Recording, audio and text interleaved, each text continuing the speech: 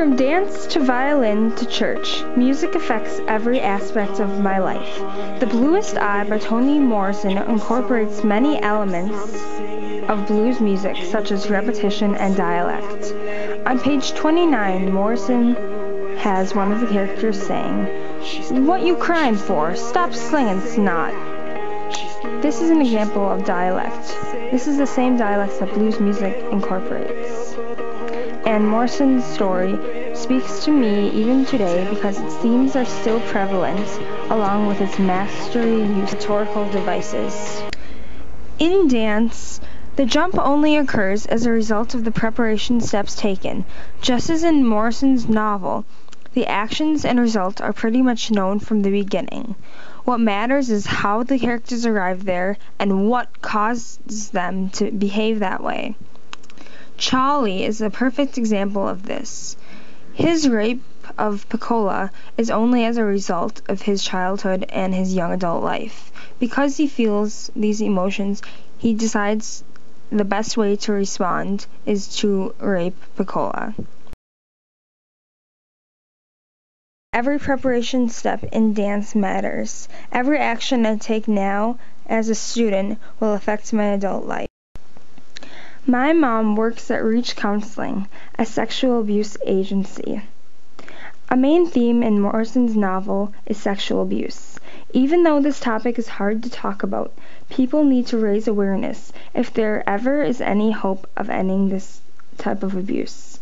Awareness is exactly what Morrison achieves by showing this type of abuse through the eyes of a young.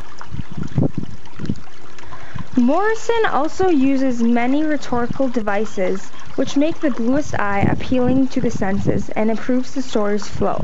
Morrison uses imagery, parallel syntax, allusions, in addition to many others. An example of imagery is on page 61 when Morrison states, "My daddy's face is a study. Winter moves into it and presides there. His eyes become a cliff of snow, threatening to avalanche. His eyebrows bend back like black limbs of leafless trees. His skin takes on the pale, cheerless yellow of winter sun. For a jaw, he has the edges of a snowbound field dotted with stubble. His forehead is the frozen sweep of the Erie, hiding currents of gilded thoughts that eddy in the."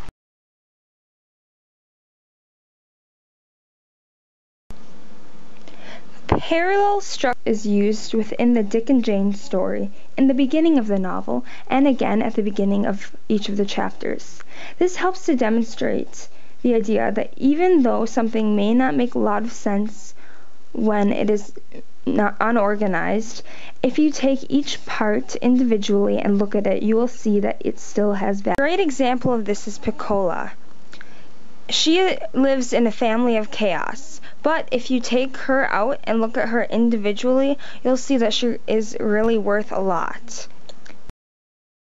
Morrison uses allusions like Shirley Temple to show Piccola's desire to have white skin and blue eyes. She even goes to see a man who she hopes will transform her eyes.